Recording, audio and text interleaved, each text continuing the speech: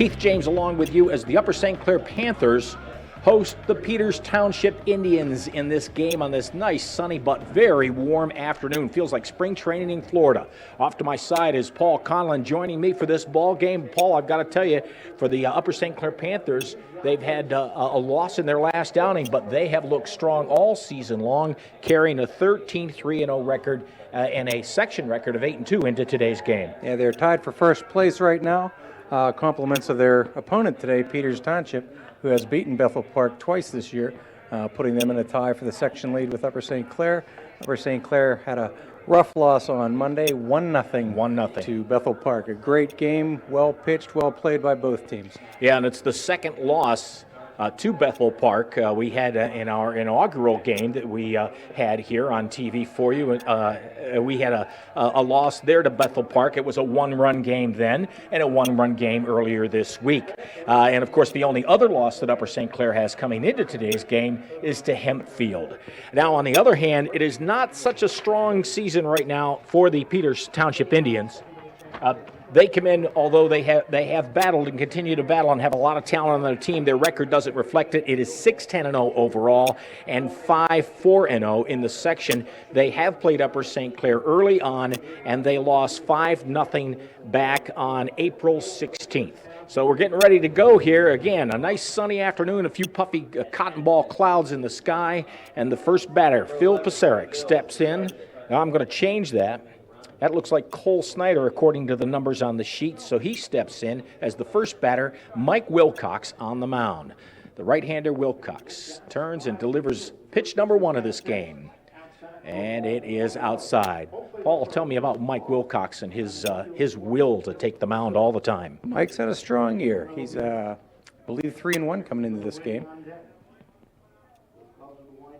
We'll set the defense for you for Upper St. Clair in just a moment as Wilcox delivers this one inside, and it is quickly 2-0. And we're going to change those numbers around on us. That is Phil Pisarcik. My apologies. Cole Snyder will be playing. He's down in the lineup. Pisarcik looks at another ball outside, and Wilcox is quickly behind. 3 balls and no strikes. Pisarcik, the second baseman for Peters. Here's the 3-0. And we'll take that back. All right, now we got a 3-1 count. So Mike Wilcox is alive in this one. The defense has changed a little bit for this game. We'll explain that in just a moment. There's a foul tip. 3-2. We've run full count here on the leadoff batter, Phil Pisarcik. Okay, we'll set the infield for you right now. Eric Krolzik at third base, Shane McMurtry at short, Joel Klein at second, and Jack Elliott at first. And I think it's interesting to note, Paul, that Eric Krolzik is at third. That's typically where you would find Joel Klein. Here's the pitch. Line foul hard down the third base line. Right on top of that. And the reason for that switch, any ideas in your part? No, they've been rotating Joel and Eric through second and third, and Zach at Tobias between second and right. There's a pitch, breaking pitch, just misses outside. That'll be a leadoff walk for Pisarcik. I would say this would be your standard defense when Wilcox is on the mound, who's, when not pitching, is a center fielder. So we have Troy Shepner in left, we have Joe Anderson playing center, and we have Zach Tobias in right, Alex Bell behind the plate. And for Peters, the batter is Justin Miller, the left fielder. Again, Pisarcik now with a walk to start the game. Wilcox out of the stretch early and going to have to earn whatever he gets here today, and he does with a nice breaking pitch, Paul. Nice pitch. In on that inside corner. Now the question here is we look at the fielders shifting just a little bit, Joel Klein shifting over just a little bit to cover the hole for a potential steal, that they're going to look to try and play double play depth here and keep that in order, or at least get the lead runner if they can. And again, just getting underway here with Upper St. Clair and Peters Township playing today. Here's the pitch, and it's up, chin high. That gives it a 1-1 count. Pisaric with some speed on first base ball, but of course we've got Mike Wilcox knows to come quickly to the plate, and he knows if he throws to first, Jack Elliott's going to snag it over there. Another breaking pitch. This one just misses, I think. Missed. Mike is not, Paul, Mike is not afraid to go to his breaking stuff, is he? No, he's been using the curveball a lot this year, and he won't give in on the pitchers. He's not afraid to throw a lot of pitches to work the batter the way he wants to. Does he have something besides a curveball that breaks? I think he's pretty much a two-pitch pitcher. Fastball, curveball. Any changeup? Not that I've noticed, but I'm a spectator more than anything else. That's all right. You're a good observer, that's for sure. All right, after that pickoff attempt at first, Wilcox looks to deliver. Chopped over towards Krolzik. He fields it in fair territory. He's going to get one at first. Pisaric will go to second. Very nice play. Eric Krolzik scooping it up right on the line. Not even risk it rolling foul. And there's one away. So there's a 5-3 there. And I would say on that play, Eric Krolzik had to make a very quick decision. That ball might have gone foul or stayed fair, Paul. Yeah, it was riding the line pretty good. Made the right decision, made the play. And this would be Peter's dominant hitter, Aaron. Yeah, this guy Ehrenberg has all kinds of stats. He's at the top of the stat heap in just about every category. This is the one guy you fear. Hands back, big arms, breaking pitch, looking at it low in the zone, but it is a strike for Mike Wilcox. Andrew's an all-around good athlete. Going to be spending next fall playing football for Fordham. Oh, really? Yep. That's fantastic. He's playing some good baseball lately. Yeah, he comes in with 500 average. He comes in with a 500 average, 13 runs, 25 hits, 17 RBIs. And he's got a little pop, as you might imagine. There's another breaking ball that misses inside. Again, Pisaric at second after the leadoff walk, and he advanced on the 5-3 play, one away. Being very careful with Ehrenberg. Mike Wilcox out of the stretch, runner behind him. Klein fakes to cover. Here's Wilcox with the delivery fastball, and Alex Bell behind the plate loses the handle, but it falls right at his feet. Nobody's going anywhere. There's one thing we can be sure of right now, Paul. Ehrenberg won't bunt. You got that right. Not with the kind of bat that he has. All right, Mike Wilcox with his work cut out for him, and a big hitter for Peters Township at the plate. Here's the pitch. Another breaking ball. This one just misses, what, high and inside. Mike is working a little bit.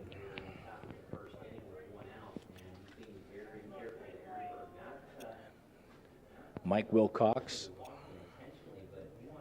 Pretty good record out on the mound for St. Clair as he's helped guide the Panthers to a lot of their wins. Here's the pitch. Hard hit by Ehrenberg over into center field. Joe Anderson ranging, falls and makes the call. Makes the catch. Great catch. Good running dive by a very athletic Joe Anderson. He just outran that ball. Nicely done, Joe. Very, very, very talented, very swift. There's two down, and I think it's interesting to note, Paul, that you take someone like Joe Anderson, you take Andrew Ehrenberg, a big hitter, he drives the ball to the gap. Joe's so fast he gets over there, it becomes just an F8. Yep.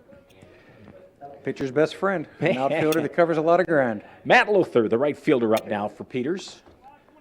And right now, there's two down, but the runner in scoring position is Phil Pisaric from that leadoff walk. On deck is Chris Watchik, who is scheduled to pitch today. But right now, Mike Wilcox throws a breaking pitch in there, and that is a strike. And again, Mike is not afraid to use that. In fact, I want to say his ratio is one of the highest among a lot of the pitchers in WPIAL with breaking stuff. He seems to know when to throw it. Little chopper. This one's foul right off the foot of the batter. Chris Bono is the umpire behind the plate making that call, Paul, and Will Corso is out on the bases today. So there's two strikes now on Matt Lothar. think Joe, you get a catch like Joe Anderson made, it gives the team a lift, Oh, that's even for though sure. it's early. So That's it's only for the sure. first inning, but man, That gets everybody going. gets everybody going. That ball drops in, it could be a different story. Mike Wilcox. 1-0 if that ball falls. Yeah, it could be, absolutely. Here's Mike now, set. There's a nice Swinging pitch. pitch, nice breaking pitch outside. And the Indians of Peters Township do get a runner on via the walk. He advances to second, but he's stranded there as it's 1-2-3 after that. And the Upper St. Clair Panthers will be coming up at the bottom of the first in just a moment. All right. Again, it's a 1-2-3 after that leadoff walk for the Upper St. Clair Panthers, and now they get their first swings of the afternoon here against Peters Township. They're going to look at Chris Wachek on the mound. Chris comes into the game with an ERA of 5.16. Batting average against is .256. And he has managed to show up in 19 innings, so he gets a pretty good share of work in.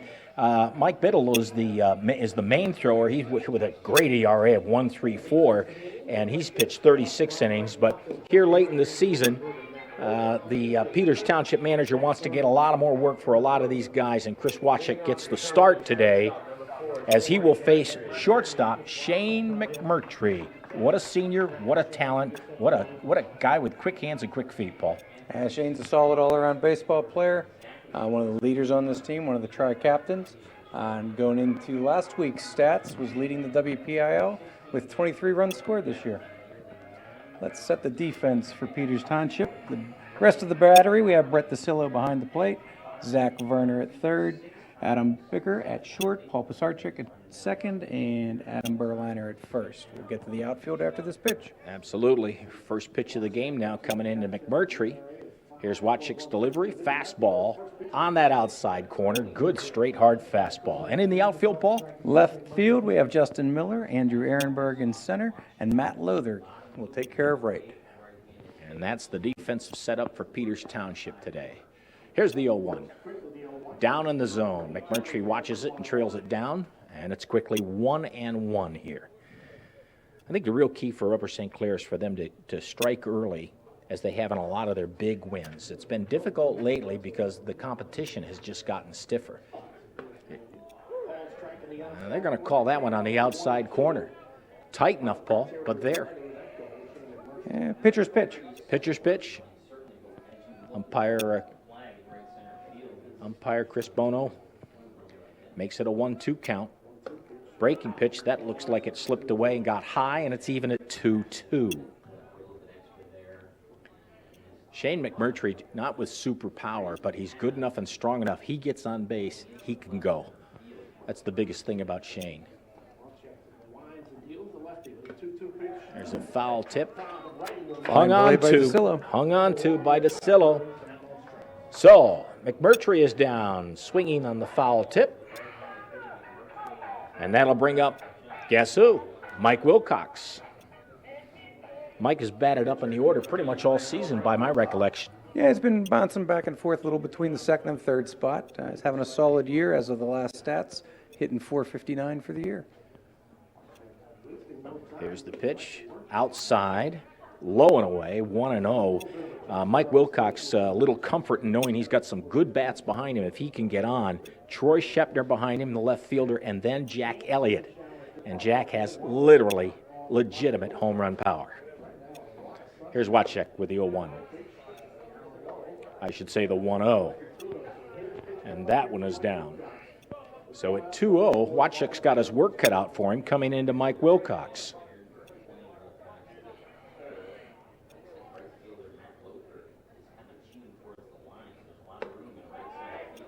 High and away, 3-0. The question would be here is what kind of changes in strategy Jerry Malarkey has here. You've got to believe, even though Mike Wilcox can swing well, Paul, he's got to have him taking. With his speed, getting on a walk is just as good as a hit. Absolutely. There's one down the middle. Wachek does his job. 3-1. Now it's back to work. Again, Troy Shepner on deck, watching carefully, learning a little bit on this pitcher. Here is the windup. Hey, right up the middle, nice right on the nice snag by Wachek. Good reaction by the pitcher.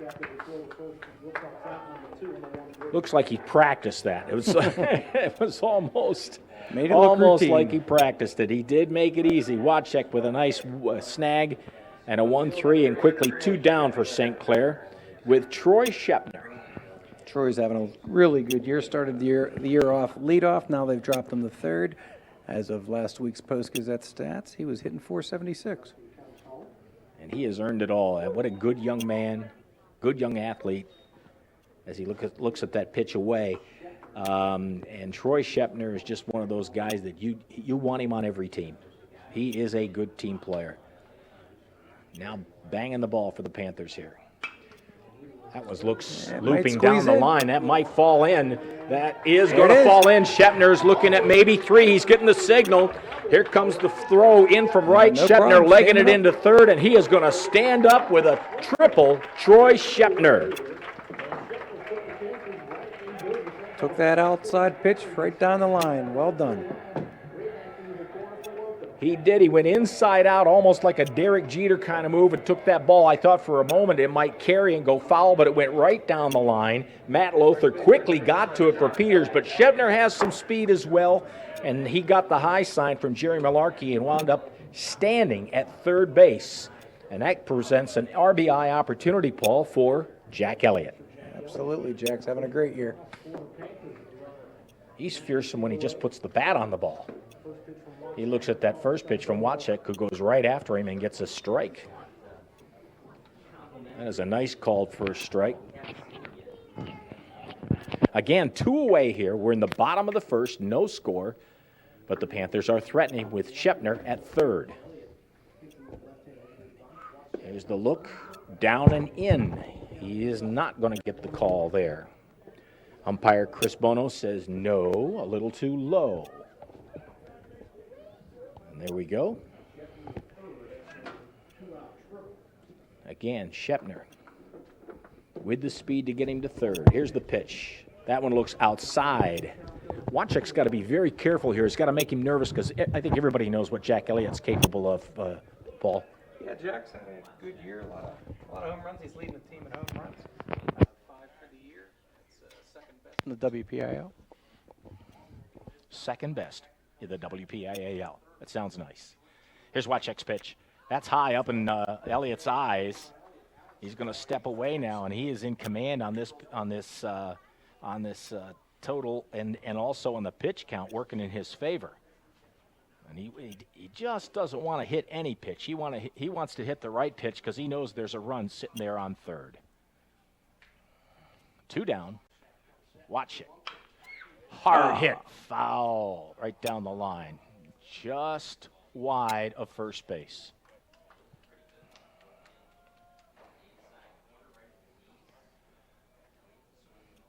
Again, scoreless so far. Alex Bell on deck now watching Jack Elliott battle. Troy Shepner on third. Yes, indeed. There's a nice hit, and that's going to go right to Lothar. Jack Elliott knew what he wanted to do with that pitch, Paul, but right to the right fielder. Yep, hardly had a move. Indeed, so that's an F9. The Panthers don't get a run. They do get a hit. No errors. They strand one, no score. And Peters is coming to bat. We'll look at the Peters Township Indians in the top of the second inning in just a moment. No score, top of the second inning. And the Peters Township Indians are coming up with Chris Wojcik to lead off. Adam Becker will bat second, and Aaron Berliner will be the number 3 man to face Mike Wilcox here. Here's the first pitch at the top of the second, and that is just on that corner. That's strike 1.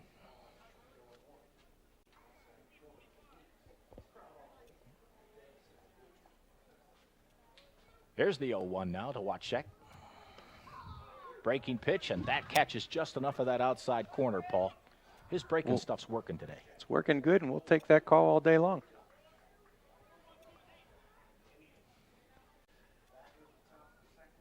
Both teams have had base runners and men in scoring position, but no score so far early in this game. There's a nice breaking pitch, and that is quickly strike number 3.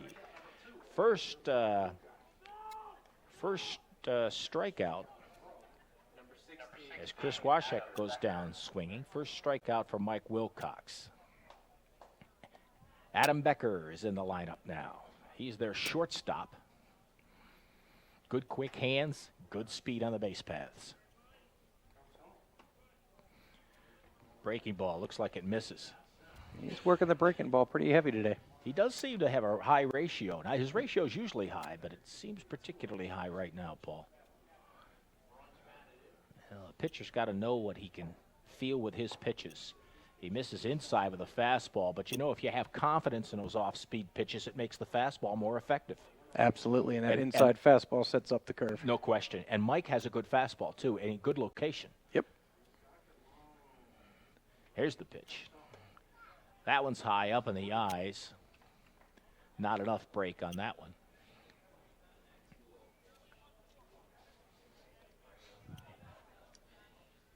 Again, the Panthers looking at the playoffs. There we go. We're looking at a nice pitch down the middle from Mike Wilcox. Panthers 13-3-0, 8-2-0 within the section. And again, I remind you that they did indeed play Peters back on April 16th, and they beat them 5-0 that day. Now there's a break right there as Becker looks at ball 4, and he's going to go to first base with a walk. That's the second walk of the early afternoon for Mike Wilcox. That'll bring up Aaron Berliner. One down. Berliner, the first baseman, looking to move his teammate Becker to second and beyond if he can get to Mike Wilcox. Good fastball low. Chips off the nice stop by base Alex. of the glove. Alex Bell, he is a backstop. He's more than a catcher. He is a backstop. He may have a ball jump on him like that, but it doesn't get behind him very frequently. Eric Bell, senior. In fact, everyone on the field for Upper St. Clair seniors except for 2. And that's Eric Krolzik and Joel Klein. Adam Becker off first base. He's there because of the walk. Aaron Berliner at the plate. Out of the stretch. Here's Wilcox now. Nice pitch. He's got one right there. He needed that with a 2-0. He brings that count to 2-1. Still got a swing away to become a pitcher's count, but he is definitely moving in that direction. He's got to feel good with confidence when he has the kind of players behind him defensively, Paul, as he throws over to first base. It's got to give Mike a lot of confidence. He has great gloves behind him. Now he knows he's got a team around him. They've played well defensively this year. And they've also played as a unit enough that they know, everybody knows what everybody else is doing out on that field. There's a runner going to first. Wilcox alertly turning it, trying to get the double play, and they do. That is a very clean 1-4-3 double play. Mike Wilcox with heads-up baseball on the mound. Pitcher's best friend, the double play, and it comes from the pitcher. No score as we head to the bottom of the second. Back with Panther baseball in just a moment.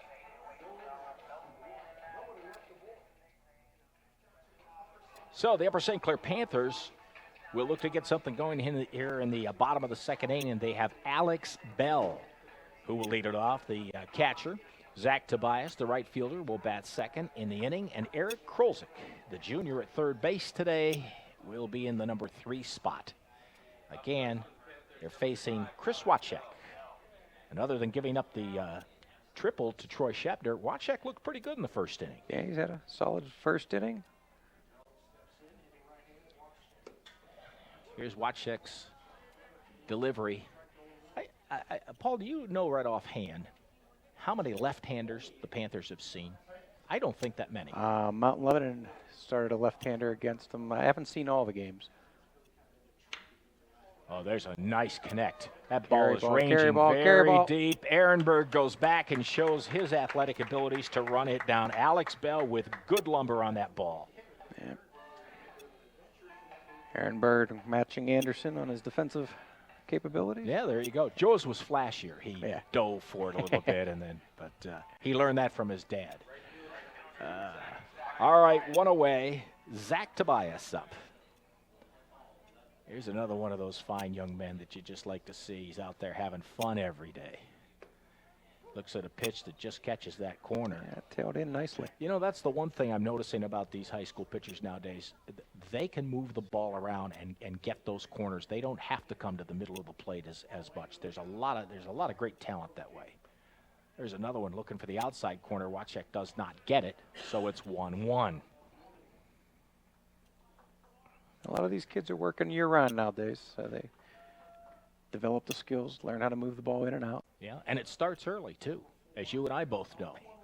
There's another pitch. Oh, that one does catch the corner. Looked off to me a bit low, but no. Chris Bono, the home plate umpire, says yes, indeed, and it is quickly 1-2 to Zach Tobias. One away here in the bottom of the second. Wachek wheeling. Tobias with good lumber on the ball, but this one in front of Andrew Ehrenberg in center field, and he runs that one down. He's got a pair of F8s here in the top, or I should say the bottom of the second inning. So there's quickly 2 down for Upper St. Clair. Paul, what's up next for the Panthers in terms of their schedule? They were originally scheduled to play Erie McDowell on Friday and South Park Saturday, but I believe those 2 games are going to be canceled, so the next game up will be Monday against Mount Lebanon at Mount Lebanon. That'll be fun. That will be fun. And then next Wednesday will be the last game of the year, Senior Recognition Day, against Hampton. We look forward to that one. Eric Krolzik looks forward to another pitch from Wachek now as Joel Klein moves into the on-deck circle. Krolzik with a foul ball. That one's going to go up and out of play. Brett DeCello gave it a little bit of a look and effort, but a little too far for him to get to. So there you go. It's hard to believe. It seems like the season just started. Seems like they were just down south playing. It wasn't long ago. It wasn't long ago. Not more than a month. Yep. And they had a great trip down there, too. Yes, they did. All right. Another foul chop. This one straight up top. DeCello's going to settle under it, and he has it. Nice play by Brett. Indeed, and those are the balls that can get up and spin away from you, but not so for DeCello as he gets the third out here. It's a quick 1-2-3 inning for Chris Wachek and the Peters Township Indians. No score, top of the third, coming your way in a moment. All right, Brett DeCello leading things off for Peters this inning. Top of the third. Again, no score. DeCello, isn't it interesting? He makes the catch to end the inning, and here he is to start it off. Facing Mike Wilcox. His first look at an offering from Wilcox. Good start. Right down the pipe. Nice low fastball. Yeah, that's where those breaking balls, and he's thrown a lot of them, help Mike Wilcox set up that fastball. Lots of times it's the other way around. Breaking pitch missing high there. Beautiful conditions right now, Paul. This almost feels like a spring training game in Florida, but we were talking before this inning started about the weather conditions overnight and the amount of rain we had. Here's the offering from Wilcox. That comes in, breaking pitch. Yeah, this field holds water very well. I don't think we got as much as they expected, and obviously the rain stopped around noon. When I got here at 2, the groundskeepers were out here working it, and they've done a great job. It's in great shape. Public Works Department in Upper St. Clair doing a nice job here at this fine facility. DeCello with a little looper. Yeah, fisted that one in the right. He just indeed. It fell right in front of Zach Tobias, and that is a leadoff single here for the Peters Township Indians by Brett DeCello. And that is the first hit of the game for Peters Township here to start off the top of the third. Cole Snyder is the guy we're looking at. Cole Snyder, the designated hitter.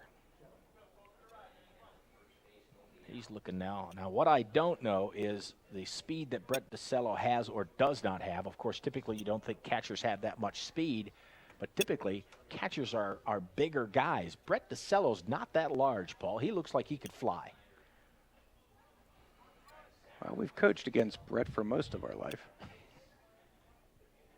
Yeah, and he certainly hasn't changed. Man, he gets a nice, healthy lead there. Yeah, he's got decent speed for a catcher. Pickoff attempt puts him back. And he has decent speed, and, of course, the real thing is if Cole Snyder can connect, you've got a guy moving on the base paths, and they're looking to make something happen. So we'll count on the Panther gloves to handle the defense. Mike Wilcox has to be worried about him a little bit. He throws over again. trying to make sure that Cole Snyder stays put at first base and we keep the double play in order. Sooner or later, he's got to throw to Cole Snyder, though. DeCello again, good lead at first. The pitch inside, nearly hit Snyder. Very tight. And that's ball one. Upper St. Clair in the outfield pretty straight away. It looks like Zach Tobias has shaded in a little bit. Infield fairly straight away. Eric Krolzik up just in case. Krolzik up on the grass. That ball is low and away. Zach Werner is on deck for Peters, and then they go to the top of the lineup as Cole Snyder's at the plate right now.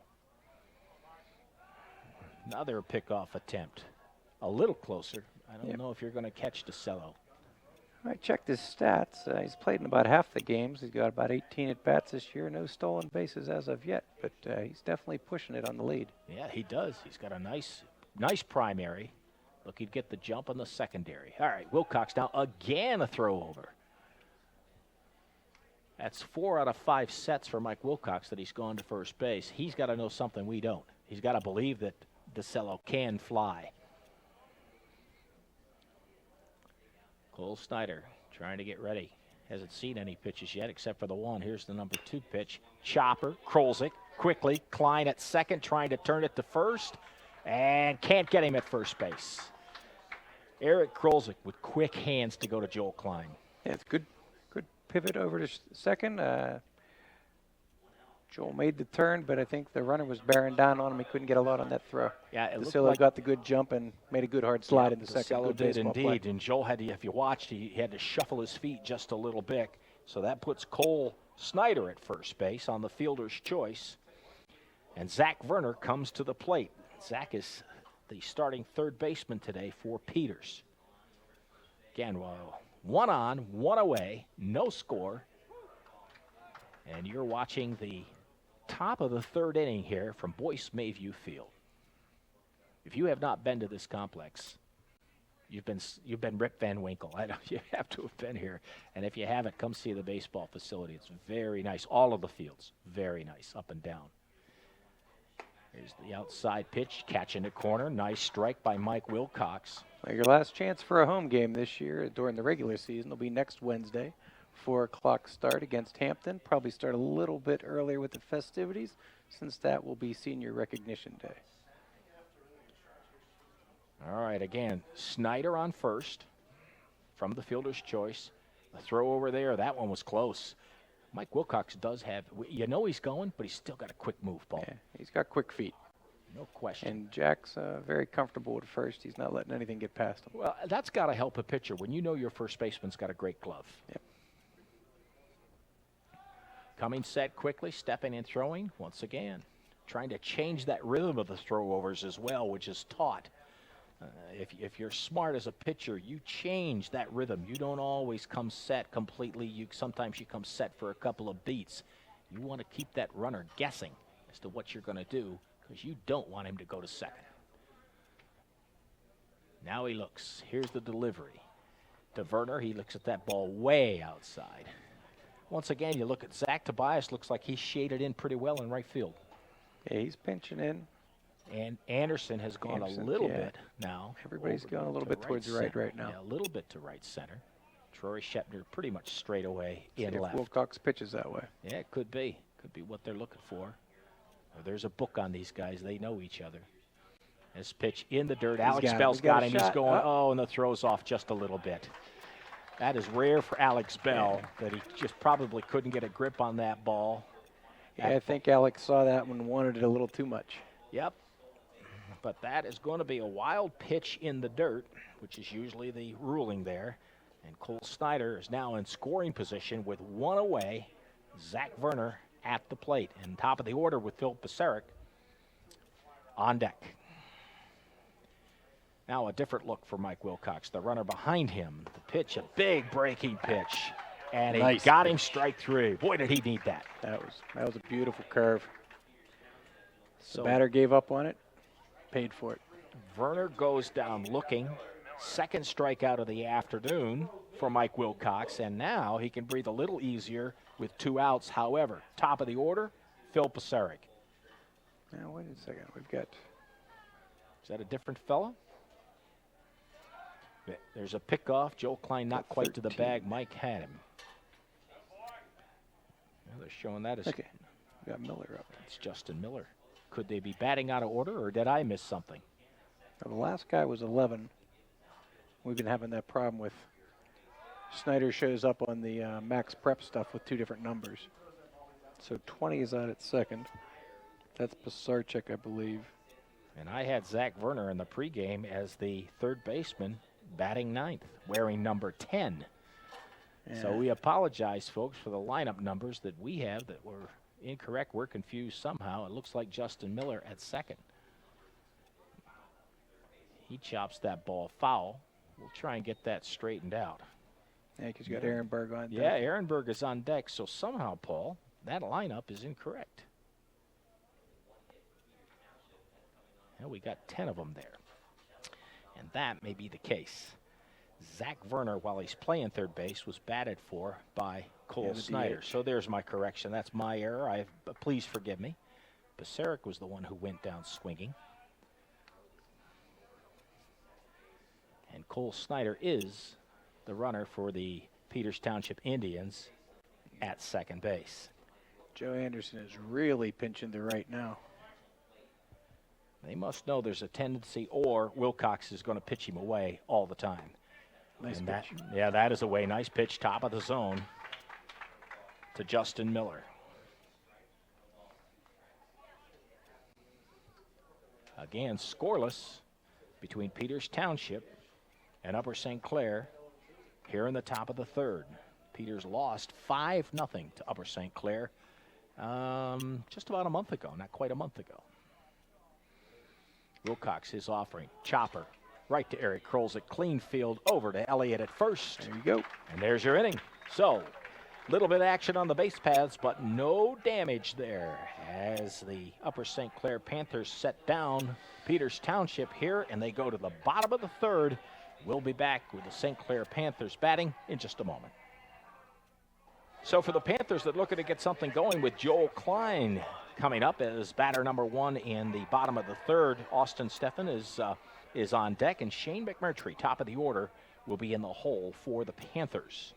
And again, we're looking at Chris Wachek, who is out there, had a real quick 1-2-3 inning, last inning, as he faces the junior, Joel Klein.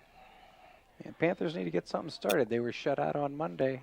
Haven't scored yet today, so it's been 10 innings at least since we've put some runs on the board. At least, and you also, at this time of year, Paul, you want your offense tuned. You don't want to go into those playoffs with the bats getting cool.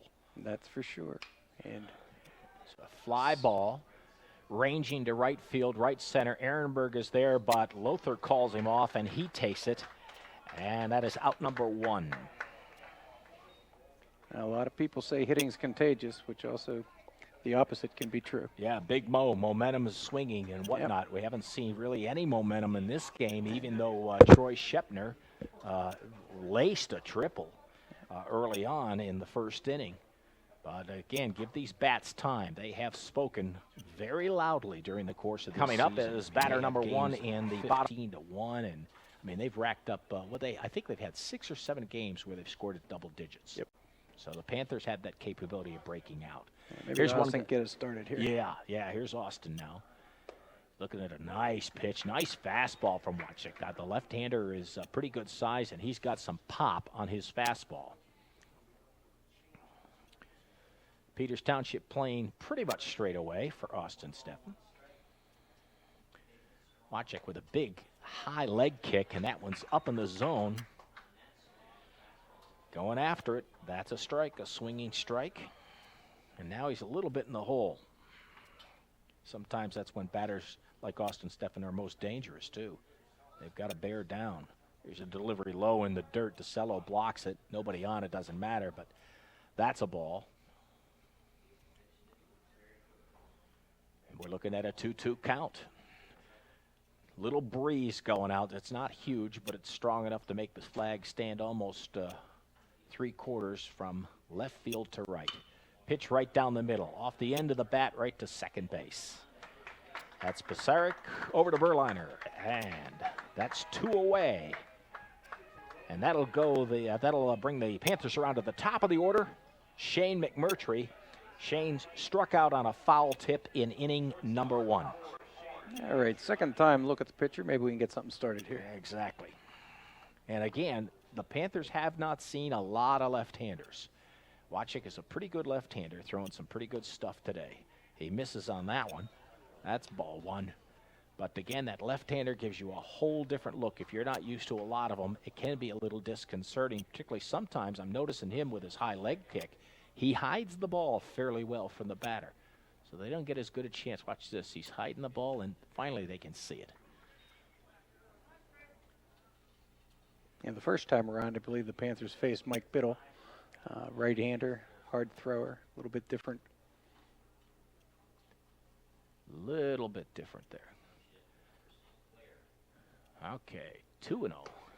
High, 3-0. And again, Wachek knows that you've got to be careful with the top of this order for the St. Clair Panthers. The whole order is capable of hitting the ball, but these top 3 or 4 guys are just fantastic at putting the bat on the ball. Shane McMurtry there's a reason he's leadoff, that's for sure. Here's the 3-0.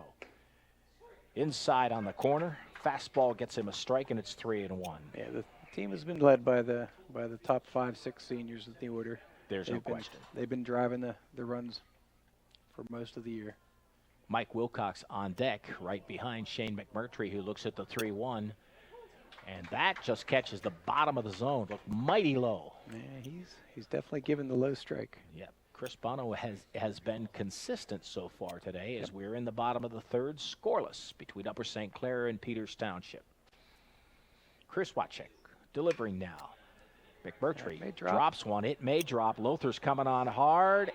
And he makes the catch. He held on. What a nice catch by Matt Lothar, the right fielder. Absolutely. He's charging hard. I wasn't sure he was going to get it or if it was a trap, but he doesn't. So it's 3 up, 3 down again for Upper St. Clair here in the bottom of the 3rd. Top of the 4th with Peters Township batting coming up. Looking at no score, headed into the top of the 4th inning. And Peters Township will send up this inning Andrew Ehrenberg, their center fielder, their right fielder, Matt Lothar, who just finished the bottom of the 3rd with a nice catch, and Chris Wachek, the pitcher, who is doing a good job matching Mike Wilcox pitch for pitch. We have a pitcher's duel going here. Absolutely, and this is the meat of Peters' order. That is for sure. To get Andrew is by far their best hitter this year. Yeah, and again, back in the 1st inning, he crunched a ball that went into deep center field that Joe Anderson ran down and made a nice diving catch on. Otherwise, that ball drops, and there was a runner on base at the time, Phil Pasaric, and he would have scored easily.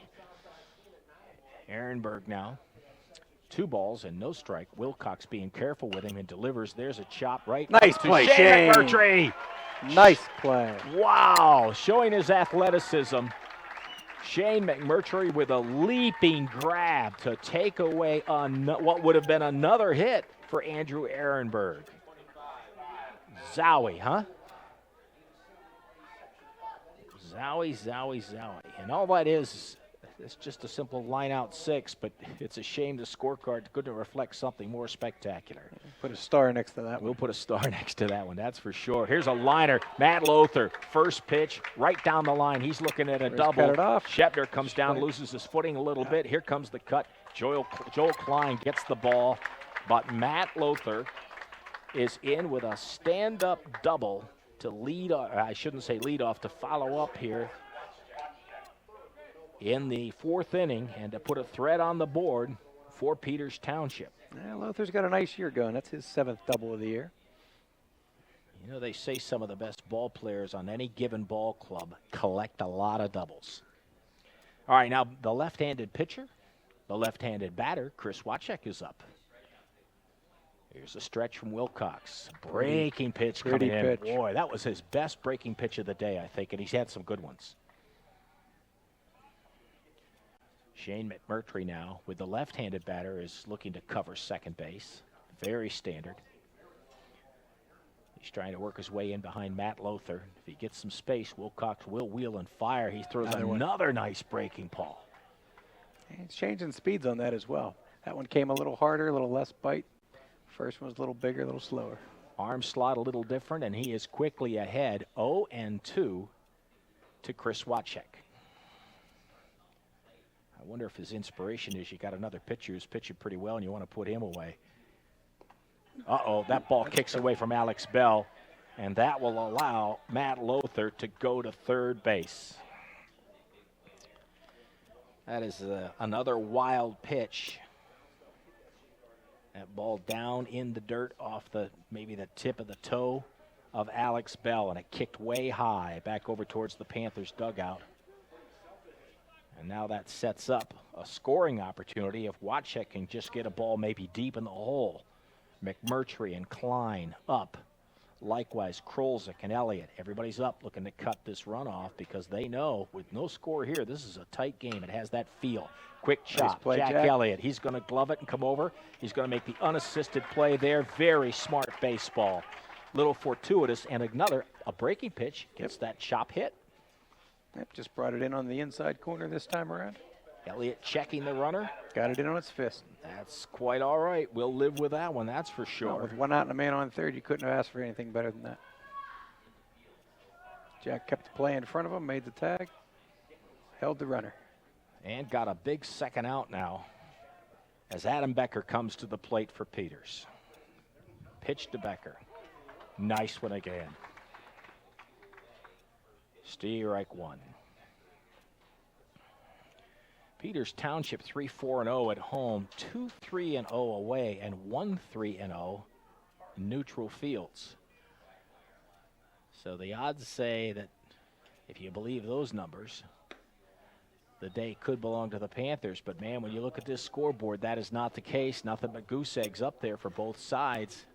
Minor scoring opportunities. This one's significant, though, with a man at third for Peters and a 1-1 count on Adam Becker. Becker holding his hands high. Wilcox delivers.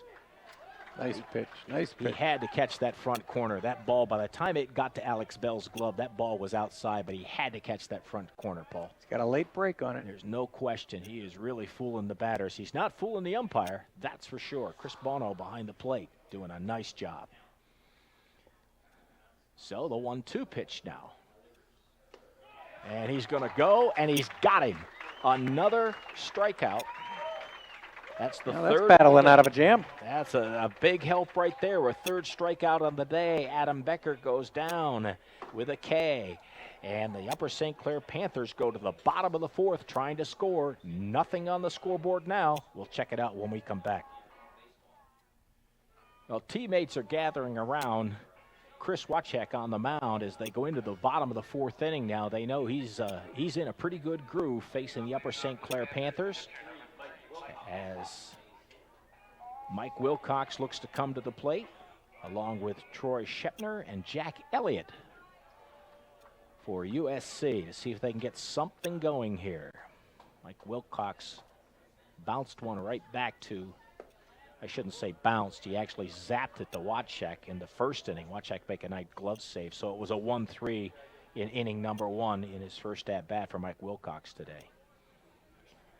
He looks at a strike there, and it's 0-1. Got a little piece of that one, Paul. Yeah, I think that might have caught a little bit of Brett, too. We're talking about what a close game this is. Earlier on when they met back on the 16th of April, it was 5-0 St. Clair, but you say there were some other incidents there. Peters struggled a little bit on the infield. They had a couple of errors between their second baseman and shortstop that we took advantage of. That's a ball high. Certainly not the case today. No, everybody's making plays, looking good. Everybody's making plays, good pitches on both sides. And this is what you like to see when you get talented high school athletes like this on a field. Well, both pitchers are keeping the ball down, too. That goes a long way for ground balls, and there's another one. There's a hard hit ball to third. Werner up with it. Over to first to Berliner. He's got it, and it's one away. And Troy Shepner is going to walk up to the plate. That's a good point about those pitches keeping down, and that's something that every pitcher can learn. Not only do you try and hit locations and spots, but you always, whenever possible, keep that ball down unless you're intentionally coming up and in. Down and away, up and in. Mix those pitches up. Both pitchers doing a good job there. Now that one's way high. As I say that, watch that throws one up with his nose. Well, if you think about it, in this game so far, most of the ground balls have been right at somebody. Absolutely. Easy plays. The infielders have made them, and the game is moving rapidly. Even the hard hit balls that Andrew Ehrenberg had for Peters, as we look at a ball, even those balls, he went down to get both of them. Yep. And of course, he has such great power and control of the zone. He was able to drive both of those balls, but he went down to get both of those. So we do have a great pitcher's duel going here. Here's Wachek. 2-0. He misses low here, 3-0. He's only had one other 3-0 count so far today. The control, I'm not keeping track of pitch counts, Paul, but I don't think the pitch counts for either of these young fellows pitching today is high. Nah, they can't be. And he's going to miss here. 4 straight pitches to Troy Shepner. And that is a walk that gives us a runner at first base. Well, both Troy and Jack hit it right on the button last time up. Jack unfortunately hit it right at the right fielder. He did. Matt Lothar he didn't have to move much to get that one. Jack Elliott fisted that ball. Yep. So that was an F9 in inning number 1. That's when Shepner was on third from his triple. Shepner now at first with a walk and only one away. Troy's got a lot of speed.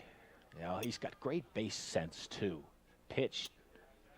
That one looks low and outside. I would have to believe with this combination of Shepner on first and Elliott at the plate, Chris Wachek has to know the talent he's dealing with. It's got to make him a little nervous. Yep, and I kind of like having the first baseman on the bag with Jack up. So do I. Especially as the left-hander, with his power, he can put the ball past an infielder in a hurry. Yep. Give him that hole to drive it through. And again, that ball misses now. No score. Panthers trying to get something going here. We're in the bottom of the 4th. That's Paul Conlon over there. I'm Keith James. And Chris Wachek on the mound. Now he's going to step and deliver. Troy Shepner back. Good lead. Now the key there, of course, is reading the pitcher's feet. And you got to watch his shoulder moving at the same time. You've got to pay attention. And you don't come off that bag until he's on the rubber. Wachek set. Here's the delivery. There it is. There it right is. Just what you talked about. Right through the hole. Shepner goes to second. It's going to be station to station because that was a short hit into right field, and Matt Loeffler came in and grabbed it. But nonetheless, a base hit. 2 on now, and Alex Bell coming to the plate. I think Alex over the last couple of weeks has been the hottest of our hitters. Here comes a courtesy runner in for Jack. Mike McGuire, I believe.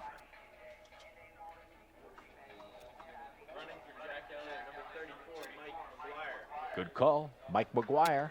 And like I was saying, Alex, in my recollection, no facts behind it, but I think Alex has been our most consistent hitter the last couple of weeks.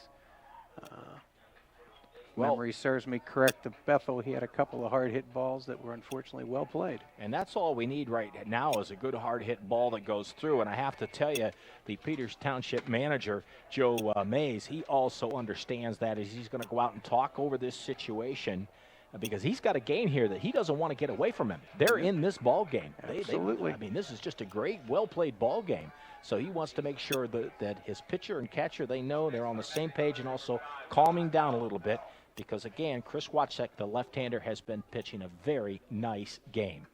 And he's also got to let him know that there's a lot of speed on the bases. A lot of speed on the bases. If he falls asleep, Mike and Troy will move up one very quickly. Again, McGuire in for Jack Elliott, who had the single. Bat on the ball. Alex Bell fouls that one away. That pitch was a little bit up. Yeah, he's starting to come up. That might help. He got behind it. Well, you never can tell at some point. Now, the other thing is that even though they're young guys, it's hot today. It's humid today. It's got to start to take the toll. And nobody, other than the catcher, nobody works harder than a pitcher on a day like this. Oh, there's a nice long fly ball. If we get some runners tagging, that is deep at center field. Shepner's going to make him throw. He's coming all the way to third. Here's the relay. Shepner slides. He is in, no problem whatsoever. Good smart play moving up. That is a quality at bat for Alex Bell. He does fly out to center field, but that moves the runner at second up. They managed to keep hold, of the runner at first base. Mike McGuire does not move up. Well, Alex Bell gives himself a quality at bat to move Troy Shepner over to third base. All right, Zach, here we go. Here's Zach Tobias again, playing right field. Looking at a pitch that's high. That's actually not a bad result either for Chris Wachek to just have that fly ball out. It's still manageable. Yep. And there is one out, though. Yep. I'm sorry, that's incorrect. There are 2 out in the inning, Paul. That's what I was thinking. Scoreboard, yeah, that's right. Mike Wilcox had the 5-3 to start the inning, and now the Alex Bell fly ball. So the scoreboard at the moment should show 2 out. That's what I was trying to figure out when I was looking over your shoulder. That's quite all right.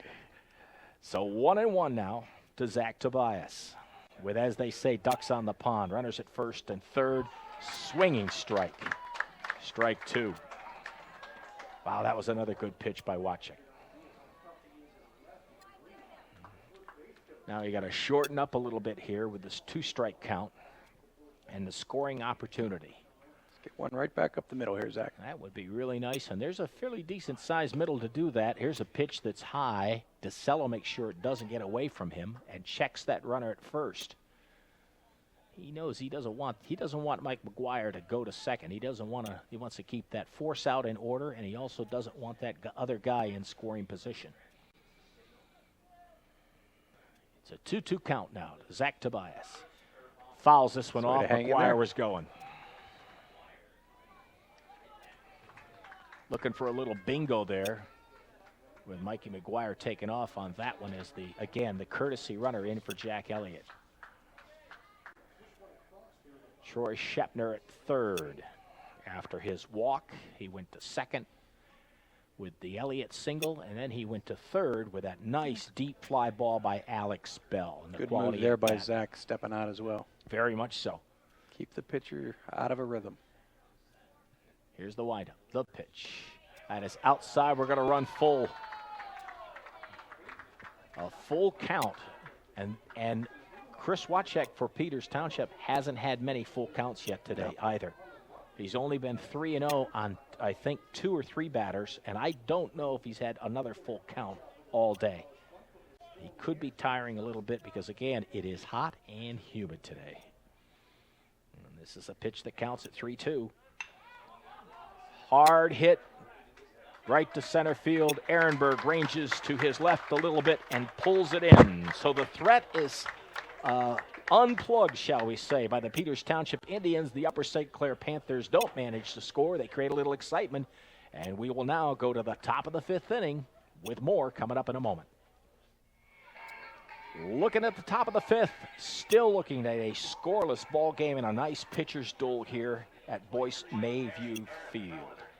Aaron Berliner is the first baseman and for Peters Township, and he is also the leadoff batter here in the top of the 5th. Again, Chris Bono behind home plate, and Will Corso, the umpire, out on the base paths. Mike Wilcox on the mound now, and his delivery. Pretty pitch. Another one of those nice breaking balls. He's had great command of his breaking ball all day long, and he's used it in almost every situation. I think things have changed since we were kids. I think because everyone's hitting so much during the off season. Wow. Then he uses a nice fastball to come in and get a nice strike there on Berliner. Yeah, the breaking ball becomes the starter pitch now, and you go with that and change things up with your fastball. Well, and then speaking of changeups, when a young man learns to throw a good changeup in the right position, in the right situation, that helps him. And look at that breaking pitch in for a strike. Yep. Berliner goes down looking. And Mike Wilcox gets himself strikeout number 4 on the afternoon, Paul. He's having a great day. So far, it's a good day. And again, good day for both pitchers. We keep saying it. It is a pitcher's duel here. Brett DeCillo looks at the first pitch, pops it up. Mike Wilcox waves everybody off, jumps a little. He's got it. Always helps to have a good center fielder as your pitcher. It does indeed. He's got a little experience. Notice nobody challenged him when he was waving him off. Absolutely not. Joe Klein was there and Shane McMurtry was there, and they went, we're not going near him. And he did manage to bring it in. So it's rare that you write F1 down on a scorecard, but we do as Mike Wilcox pulls that one in. And the batter becomes Cole Snyder. Ball back. He must have got excited about catching that ball. He bounced that pitch in the dirt in front of him. Snyder, the DH. He reached on a fielder's choice in his first at-bat in the third. And then on a wild pitch, he went to second and was stranded there.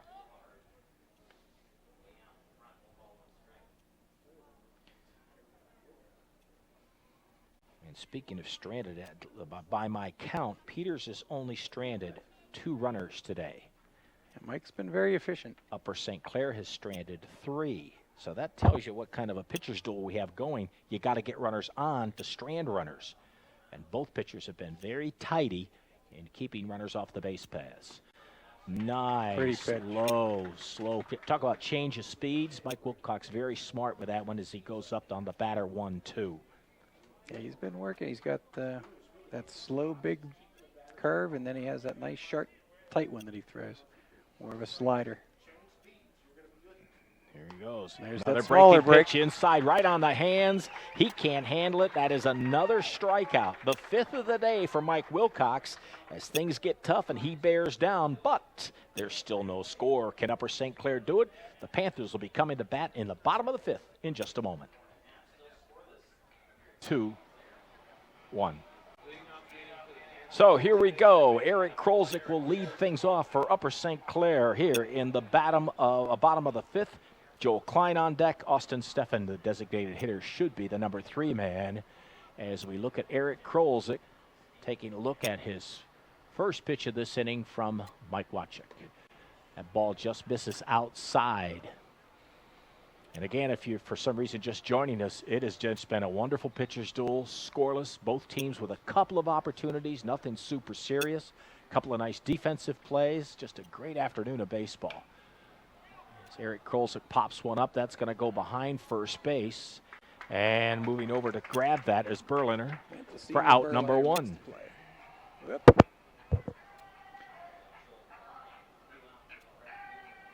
Eric Krolzik with a couple of pop-ups today, one to the catcher in his first at-bat, and now this one behind first base. And it brings up Joel Klein. Joel Klein looking to boost that average a little bit. Had some struggles earlier on getting the bat on the ball, but certainly capable when he connects. And he connects there, but he pops that one up. And that one's going to go to Lothar, who comes in early on the right field position, and he makes the catch for a first pitch out, and there's quickly 2 down here in the bottom of the 5th. It's going to make Lothar's life a little easier if we do that. It sure will. We need to. It sure I will. think Zach had the idea, stepping out, changing the rhythm. Something like that. You got to start working. You've got to do things to just see if you can't get, especially when a pitcher's in a groove. Oh yeah. And Chris Wachik, again, a couple of little problems, but he's been in a groove today, Paul. So just like Mike Wilcox, they've both been in a groove. They look very comfortable on the mound. And if you're a hitter, you do not like a pitcher who looks comfortable. I think there's another ball fouled up and away to the right. I think another telling tale is that when a pitcher is pitching well and he has the batter off, those batters are hitting away. Like Matt Lothar has fielded 5 or 6 balls out there in right field. That means those batters don't have the timing down to drive that ball straight away. That one's high. And I would say both Washik and Wilcox are being smart. They've learned their umpire. They know where they're getting calls, and they are going to stay there until he stops giving it to them. That's a smart pitcher. 1-2. This one gets away, kicks to the backstop, no harm done. DeCello can't handle it, but nobody on. But a ball in the dirt will make it 2-2 here. But that's a smart pitch because he's been getting the low strike all day. And a credit to the umpire, Chris Bono, behind the plate. He has been consistent throughout the course of the day from the very first pitch. There's one that's low, but it's even too low for the umpire. Very consistent strike zone both sides. So we have another full count now for Chris Wachek. And again, it's unofficial. This is just off the top of my head, but I believe this is only his third full count of the day. See what he does with that pitch. He misses, and that gives us a base runner. Let's see if we can make something happen here. That would be Austin Steffen getting the walk. Pinch runner coming in. And there will be the pinch runner, courtesy runner. Question is, who do we have this time around? 27. Is that Adam?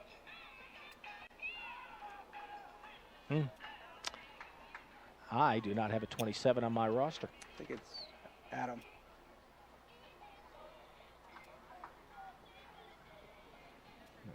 Yep. All right, it is Adam Kraske. That's confirmed. Thank you, crew. The hard-working crew here to make this telecast possible with all the detailed information. So, out of the stretch, Chris Wachek again looks at Adam Kraske at first base and Shane McMurtry at the plate. Inside to the backstop. There's a runner going to first. There's a wild pitch into the backstop. And Adam Kraske will go to second base. All right, let's see if we can get him home. Well, now you only have the one out to work with. There's 2 outs. You have no outs to work with.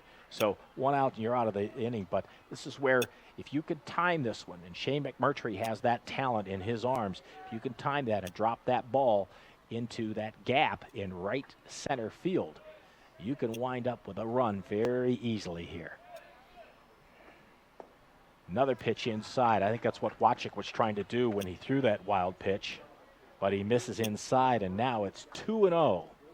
We just need Shane to drive one either over the second or shortstop's head. Get something in the gap. Adam's got some speed. This is another threatening situation for the Upper St. Clair Panthers. Here's the pitch to McMurtry. This one's outside on the other corner, Paul. So he's working both sides of the plate, moving the ball around. And he's just not finding the location right now and keeping it down as well. Absolutely. Just a little low right now. Jerry Malarkey reminding the pitch runner, Adam Kraske, at second, what the situation is with 2 away. That ball's going to be on the inside corner. That's what Wachek wanted before on that first pitch.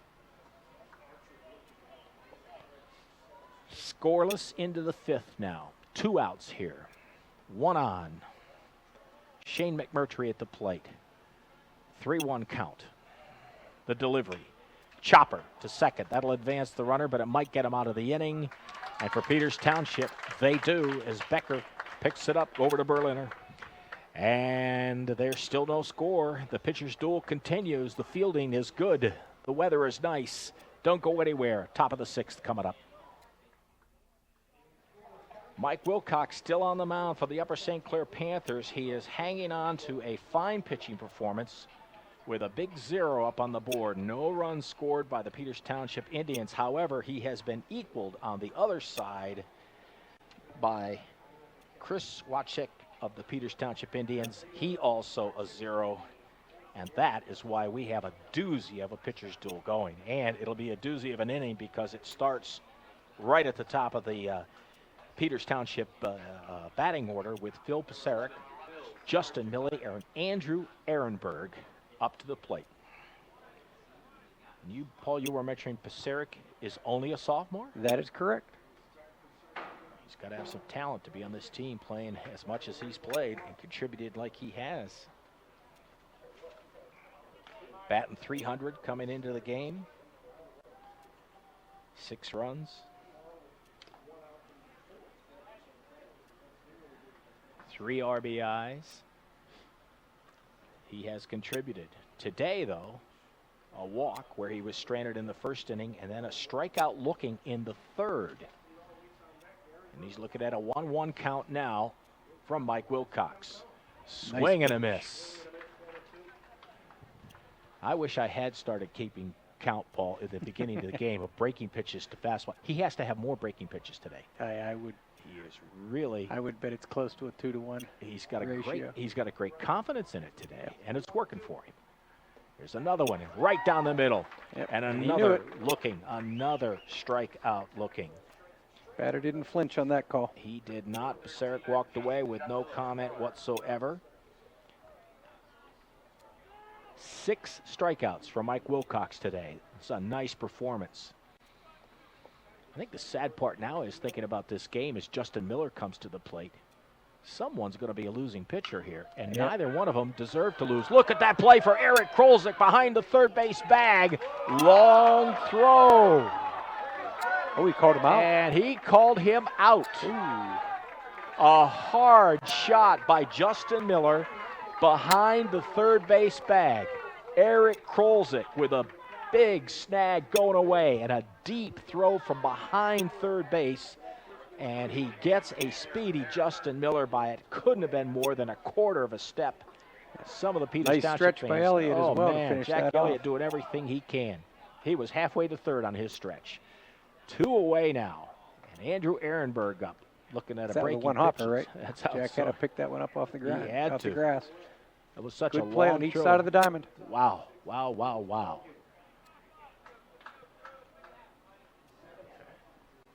That one pitch outside now. Here's the 1-0. This one breaks, comes inside, but doesn't catch the corner. Yeah, I didn't have a good view of that. I got the 2 bars in between me and first base.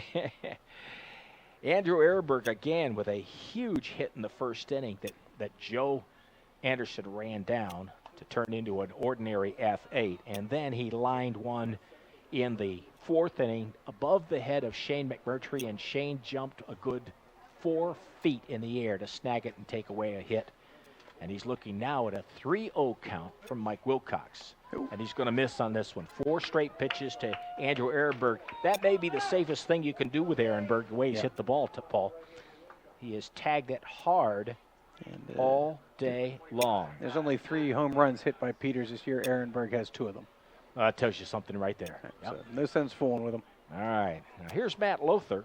Lothar in his last at-bat got a double as the second batter in the 4th inning, and now with a pair of outs, he's looking to advance his teammate. The ball is swung at, missed, and then kicked away.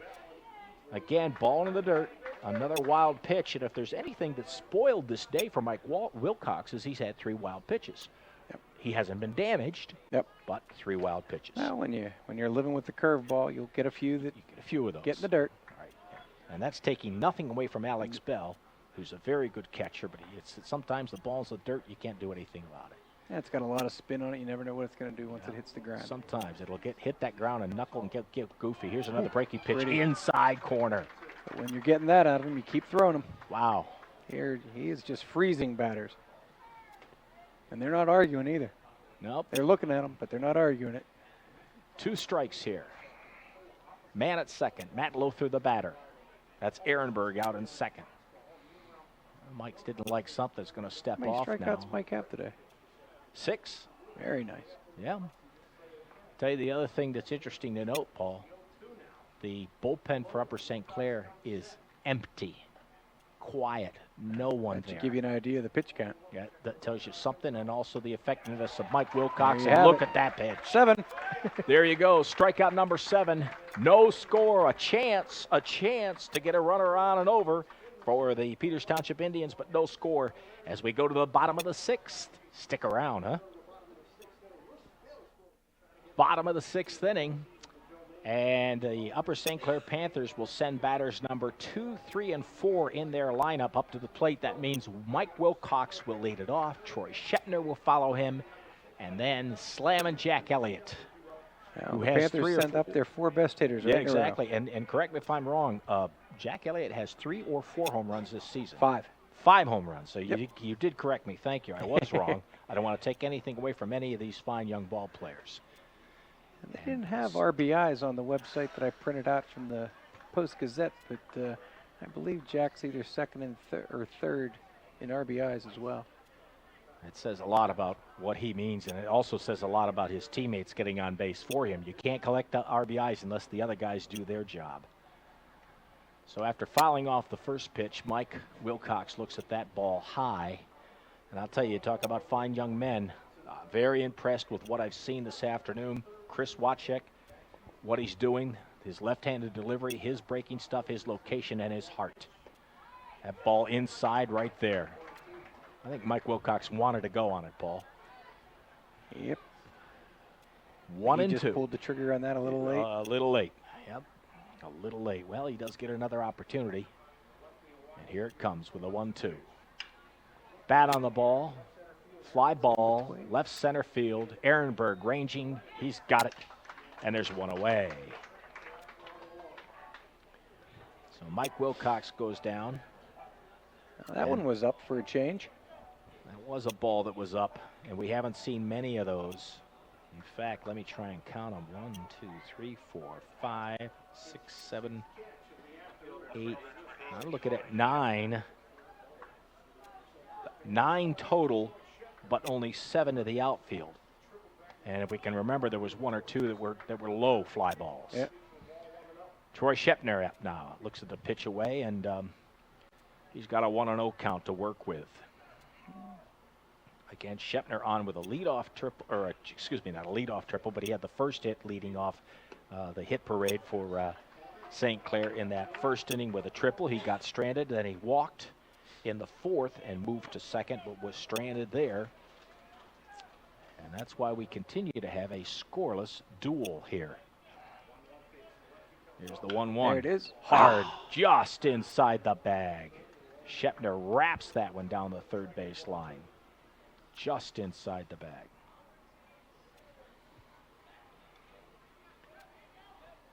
Well, for Chris Wachek, that's one of those moments where your heart skips a beat. This late in the game, you don't want to make a mistake. And we mentioned how there was no activity in the upper St. Clair bullpen. Paul, I look down there to Peters. It looks pretty quiet down there as well. Absolutely. Wachek misses high on this one. I think it says a lot for the managers when they take these young men and they show that kind of confidence in them in a game like this. It would be easy to look for something else. I don't know what you can find better the way these two pitchers have thrown today. There's another one down the line. That one's down the other opposite direction. That one's inside out.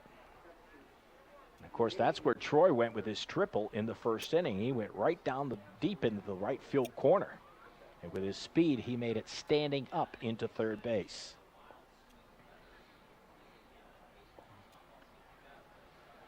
And it's a 2-2 pitch now from Wachek. And that hit him. Now that's one way to get a runner. So we got a hit batsman there. And this is a situation that arose back in the 4th inning. Shepner walked then. He was hit by a pitch, but nonetheless, he's on first base. And Jack Elliott comes to the plate. Elliott with a fly out to right field in the 1st and a base hit in the 4th. Shepner again with a good lead and speed at first base. That pitch. Now, the other thing that's changed is Wachek is getting behind the hitters now. It seems that just a little bit. He's There could having be a trouble little finding fatigue. that first strike. Throwing a few extra pitches. And again, we mentioned it's a hot, humid afternoon here. Throw over to first. Shepner dives back. Not a bad idea to make them work both angles. Well, that's the other thing, you know, if you teach any batter at any level patience at the plate, you make the pitcher work more when you can make him throw more pitches. And sooner or later, they have to tire. It is a difficult job. That one misses just inside, and it's 2-0 to Jack Elliott. Good eye for Jack. 1 out, bottom of the 6th, no score. Upper St. Clair at bat, Peters Township in the field. Hitters count. Let's see if Jack gets something to work with here.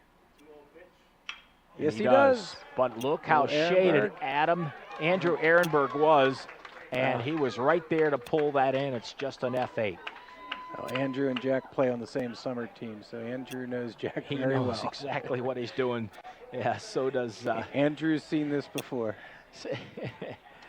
Well, he saw that one because he was shaded a good, easily 20 feet past the center field mark towards right. Joe Mays allowed him to go over there and shoved him over, and there's 2 down now. Shepner still at first after he was hit by the pitch. And, of course, Alex Bell comes to the plate. Underneath it. Ball up, underneath it, foul territory. That's Berliner coming over, and he has it. And guess what? Adventure, but he made it. There is no score in that inning. Is that any surprise for you, folks? 6 complete here, scoreless at Boyce Mayview Field. Peters Township coming to bat in the top of the 7th in a moment. Don't go away. Alex Bell just getting suited up after making the last out of the 6th inning. Coming out now to catch a warm-up pitch or two from Mike Wilcox. And that throwdown, that'll bring the Peters Township pitcher, par excellence, Chris Wachek, up to the plate. Wachek leading off this inning. Adam Becker behind him, and Aaron Berlin will be behind him. Wachek with a strikeout in the 2nd, and he grounded to the glove of Jack Elliott at first in the 4th inning. Well, if we're not going into extra innings, one of these teams got to do something with the back half of the order. Indeed. Mike Wilcox still working. 7 strikeouts today. A lot of breaking pitches. That wasn't one of his best, but he's had a lot of good ones. Yeah, that one looked like it slipped that. That's certainly understandable. Infield pretty much straight up. Shane McMurtry shaded a little bit towards the second base bag. There's a foul back to the there we go. Back to the brick wall. Makes it 1-1. Yeah, the question's got to be now in these managers' minds, you know, what trigger can you pull? Something's got to happen here. It hasn't happened with the regular lineups. Do you make an adjustment? Do you make a substitution here? Do you make a pitching change? The bullpens are indeed quite. No, I'll take that back. Somebody's warming up in the Peters Township bullpen now, but otherwise it's been quiet up to this point. Wachek with a nice inside out, takes that ball to left field for a clean base hit to start things off here for Peters Township in inning number 7.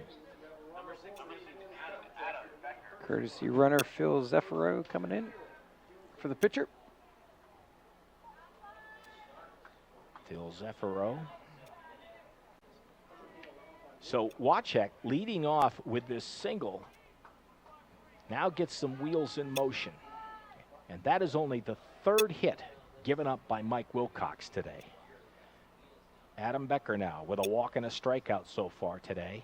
Zeffiro, the substitute runner. Here's a bunt down the first base line. Wilcox has to hustle, strategy.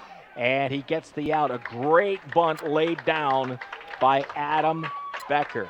That is a nice sack bunt as he moves the runner over. He made it close, too. He did indeed. He had good speed on it, put it right down the line. Mike Wilcox really had to hustle, Paul, to get that ball. And they make one mistake there. He's on first. They got the out, however. Tie ball game, you got to make that call. You have to make that call. That's the way to go. That is good coaching as well. And Phil Zeffiro, the pinch runner, is now standing at second with 1 out. You could bunt again. We are on the tail end of the order. Aaron Berliner is the batter. Pinch hitter. This is a pinch hitter now. Dave Galani. And they're calling this David Galani. Here's Dave Galani in for Aaron Berliner. Berliner, the first baseman, hit into a double play and then struck out in his 2 at-bats so far today. Dave Galani looking to get something else going again. His teammate Phil Zeffiro, is out at second base. 1 away. Mike Wilcox now out of the stretch. Takes a long look and delivers. Slight break on that one, but it misses. Yeah, a bunt's another possibility here, Paul, with only 1 away. Not my favorite play, but I was never much for bunts to begin with. You're always the big banger, right? You were going for the big extra base hits. I don't like outs. Wilcox misses outside on that pitch. That's ball 2. If you look down the order, the catcher it should be on deck. That's Brett DeCello. And DeCello got a base hit in the 2nd. So they'd like to think his bat could contribute. It depends upon what Galani does here. Again, he's pinch hitting for Aaron Berliner. You're at the bottom of the order. If you walk him, you set up a double play. It's not all that bad. Not necessarily. In fact, although Galani's batting statistics aren't anything overwhelming, but they did pinch in for a reason. 3-0 back. Oh, there's a shot at it. The pickoff attempt was there. A nice wheel by Mike Wilcox, and Joel Klein was covering. But Zeffiro got back just in time. 3-0, one away, top of the 7th with no score. Wilcox delivers. Here's the wheel. Inside on the corner, and that's a nice strike. Gives him a little something to work with. He's still way behind on the count, but it gives him a little something to work with. And I guess it would make Galani think he's got to get that bat off his shoulder, although you got to look at the 3-0 here. Now 3-1. Here's the delivery, another breaking pitch. This one just misses. Well, you keep a double play in order, Paul, but I got to tell you, that's a little painful. Yep. That pitch looked good. It was just off.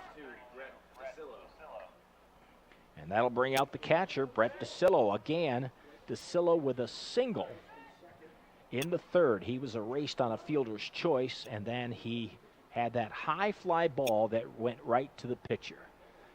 And here's a timeout and a discussion at the mound about the strategy of what they want to do here to make sure with only one out what they do with these runners at 1st and 2nd. Now, obviously, what you'd ideally like to do is induce the ground ball. Absolutely. And let those infielders work their magic. Yep. Brett's a solid hitter, smart baseball player. 18 at bats so far this year with a .300 average. And again, one of the few hits that has been allowed today by Mike Wilcox. Fisted that one in the right field. Brett DeCillo, that was a nice clean hit too. That was a nice inside out on the ball. Now he has ducks on the pond and can change the outcome of this game for his battery mate, Mr. Wachek. Wilcox with a curveball. It breaks. There's a throw down, and they had a shot at him. Shane McMurtry covering, but no. Zafiro is back. Zephyro. I got to get used to that one. My apologies. No insults intended there. So it's ball 1 to DeCillo. Wilcox checking the signs. Coming set. Going to step off. Nope, umpire called time. Something on his end. Still no action in the Upper St. Clair bullpen. Here's the windup by Wilcox. Right down the middle. Chopper. And that's going to go wide of 3rd. Foul ball there. And the count goes even at 1-1. Well, they've shown Paul here that they'll work and throw to keep that runner at 2nd close, so the runner at 1st base, despite whatever speed he may have, is really a secondary thought. And the outfield's playing shallow, so they're going to make if he does get a hit, they're going to come in hard. Try and keep that runner. Ball in the dirt. Another throw down. McMurtry. No. Back just in time. That throw from Alex Bell just a little bit high. And Shane McMurtry snagged it and tried to come down. It was very, very close. Yeah, I thought Shane had possibly blocked the slide. Phil Zafiro back. And the pitch, by the way, a ball. So it's 2-1. Little anxiousness now in this scoreless ball game. Here's Mike Wilcox. Inside. Just high. Missing just high. Good fastball. Had some stuff on it. He still has good stuff on all of his pitches, even though we haven't seen many fastballs. Yeah, that was a tough call there. It was a tough call. But again, home plate umpire Chris Bono has called the ball fairly low all day with good consistency. That ball's inside, and the bases are now loaded. This is an ouch situation. That last ball call got Wilcox shook up a little. He looked a little angry on that pitch. Well, you can't let your emotions come into play here. This is a part of the learning process when you're playing these kind of games. You've got to tough it out. Okay, we're up to the top of the lineup, right? So, no, this will be Cole. This will be Snyder. Cole Snyder should be your batter.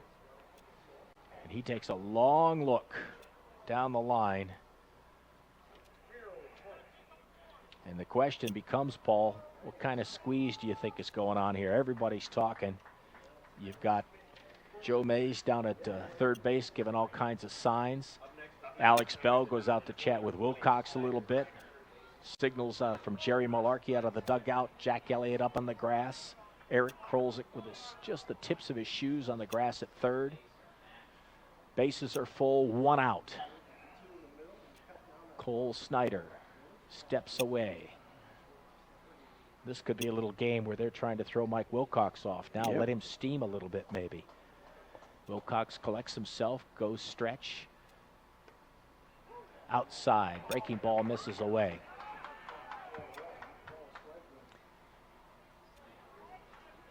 I have no idea of the bunting capabilities of Cole Snyder, but in a game this game has felt like was going to be a one-run game early on, Paul.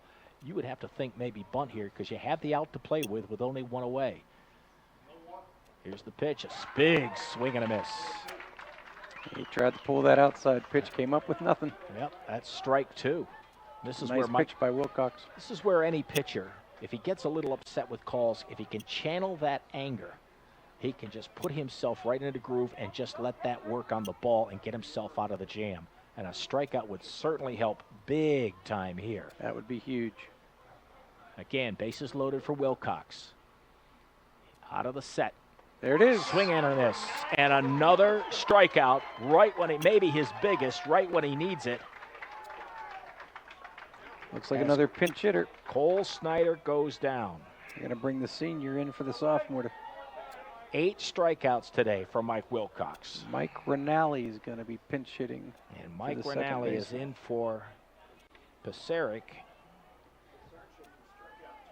And he struck out twice and walked once in the first inning, so that could be the whole theory behind putting a pinch hitter in now. Maybe get a fresh bat and someone who can put the bat on the ball. But there's 2 away. There's a breaking pitch to start things off. And now Mike Wilcox is right back in the groove and ahead of a batter. 0-1. It looks like Rinaldi's splitting time with him. He's got about 24 at-bats on the year, so between the 2 of them at second base, they're sharing the load. Obviously, this guy's the senior, so he's got a little more experience in a very pressurized situation. There's the pressure on the outside corner. Mike Wilcox with a great pitch. And it wasn't a breaking ball. Nope. Nice hard fastball, low and on the outside corner. 0-2. Even if you swing at it, probably not going to be good news. Zeffiro at third represents a run. So far, none have scored today for either team. Here's Wilcox now. Big pitch. Breaking pitch. Fly ball. Right field. Zach Tobias, sun in his eyes, grabs it. And they have dodged a bullet. Peters Township, we need a run here. Peters Township strands 3. Mike Wilcox bears down. He says a little something to the umpire, probably apologizing for a little temper. Goes to the bench with a scoreless game. We'll be back with the bottom of the 7th in a moment. So we're at the bottom of the 7th. This is what makes it so much fun. As Paul Conlon is along with me, Keith James, we're here at Boyce Mayview Field with the Upper St. Clair Panthers hosting the Peters Township Indians. It has been a pitcher's duel today, and we're at the bottom of the 7th. St. Clair has a chance for a walk-off, and they start it with Zach Tobias. And still, I have to give a tip of the cap, Paul. Chris Wachek is still out on the mound. He's battling away. He struggled a little bit this last couple of innings, but he's in there and has a chance to pick up a win as he faces Zach Tobias. Here's a ball off the end of the bat. That's going to go foul, and that'll even things. I'm sorry, that even things up. That'll make things 0-2 to Zach Tobias. Yeah, quality outing for both pitchers. A shame somebody's got to take the loss today. But let's see if we can punch one across here and call it a day. We got to believe that Mike Wilcox is probably done for the day, or it's a good possibility. There's an inside out ball that's going to dump over the head of the first baseman. Zach Tobias makes a big turn, and he has himself a lead-off single for Upper St. Clair. A nice little inside out on the ball, and he was behind it, but he dumped it right behind the first baseman. A little excuse me swing. Don't think he really meant to do that, but he'll take the result. We'll take the result as well. Not going to throw that fish back in. And how about this? That's only the 3rd hit that's been given up by Chris Wachek. Okay, pinch runner, Ian Frazier. Ian Frazier. Excellent speed on the base pass. Good hustle, good baseball sense. And he's a guy who can get a jump out there and get to second base and beyond, and that's what they're hoping for. Nobody out now. I believe Ian's got somewhere around 6 or 7 stolen bases in this role so far this year. The key here would be Eric Krolzik making the pitcher work to give Frazier a chance to get to second. But instead, it's a bunt. Very good bunt. Wachek fields it, looks at second, goes to first to get the out. Nice sack bunt by Eric Krolzik.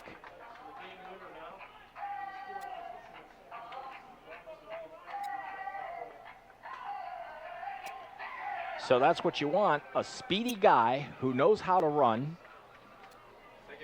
And Ian Frazier at second base. Only one out. And Joel Klein at the plate. Wouldn't be surprised if Ian takes third if he gets the chance. He would indeed, yep. He's got a lot of, he has a lot of adventure in him, let's say. He's willing to take that risk as that pitch is a ball. If he gets a rolling start, I wouldn't be surprised. Again, we're in walk-off situation here in the bottom of the seventh. Need somebody to be a hero. Here's the pitch from Wachek. Fouled away. Quickly 1-1. And you know, again, Paul, I said it earlier on when this game started to have that feel. No pitcher should have an L coming out of this game. Both pitchers have pitched outstanding young high school baseball. Just like Monday, Steve Gannon pitched a whale of a game. Boy. And lose 1-0. That's all it takes sometimes, that one run. St. Clair working on it. Ian Frazier, again, substitute runner, taking the lead off second. Pitch right past Joel Klein. A little high. He swings through it. And it is 1-2. And I believe it was one of those situations. I got there late. I missed the first inning when they scored. But I think it was a walk, a stolen base, and a flare. There you go. Little balls sometimes can do it. Yeah.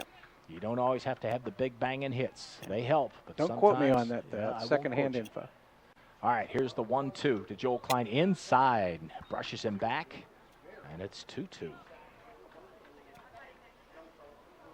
Joel with a fly out in the third, and again a fly out, both to right field.